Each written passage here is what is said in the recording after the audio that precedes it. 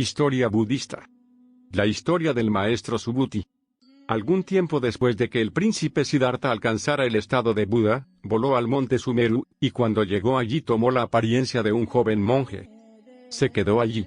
Un día, mientras estaba sentado en estado de meditación, un pájaro llamado Garuda voló por el aire. Pronto el animal vio un dragón e inmediatamente cayó sobre su víctima. El dragón, al descubrir que estaba siendo atacado, se acercó al monje y le pidió ayuda. Sin embargo, apenas tuvo tiempo de expresar su solicitud y Garuda le mató.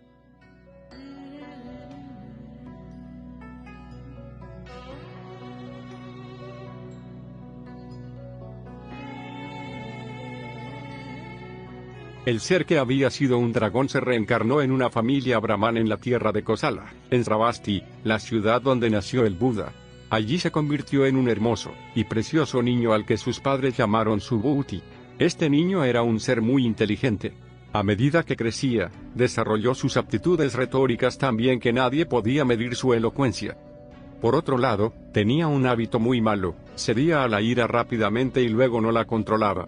Como resultado, podía pasar mucho tiempo enfadándose con la persona que le había causado esa sensación. Sus padres evitaron verlo, tanto que temían la ira de su furia.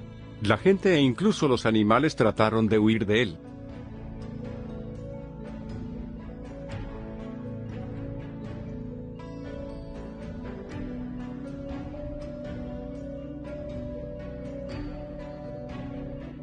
Subhuti, que había comprendido plenamente la causa de su aislamiento, se había puesto finalmente en marcha hacia las soledades de la montaña.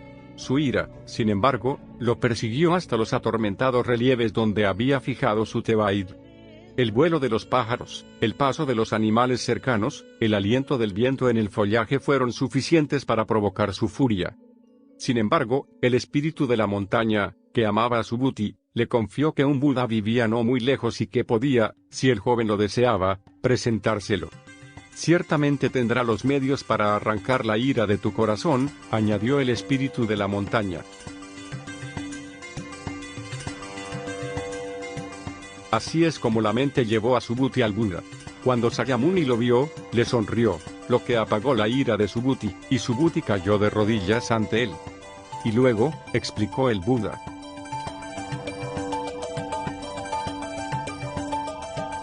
es de la ignorancia que nace la ira. Alimenta la estupidez, nos hace estúpidos y oscurece nuestras relaciones con los demás. Supongamos que has construido un verdadero bosque de méritos entre seres sensibles.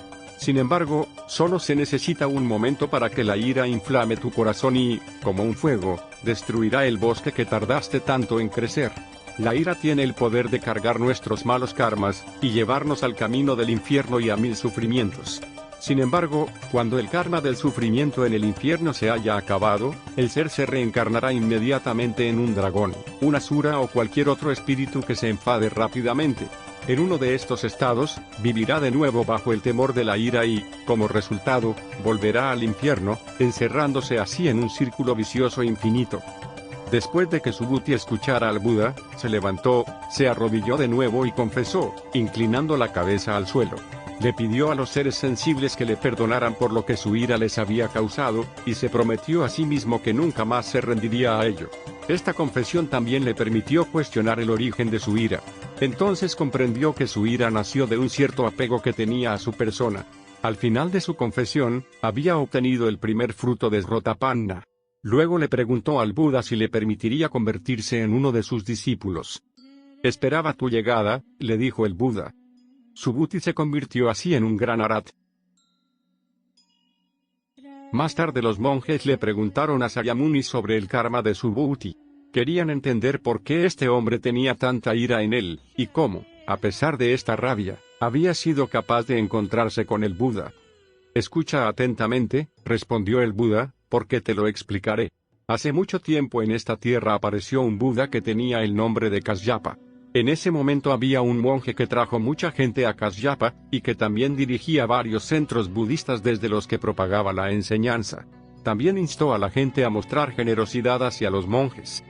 Un día pidió a los monjes que le acompañaran para dar la enseñanza, pero algunos se negaron a seguirle. Estaba muy enfadado por esta respuesta. Sois como salvajes, como dragones que nadie puede domar, les dijo.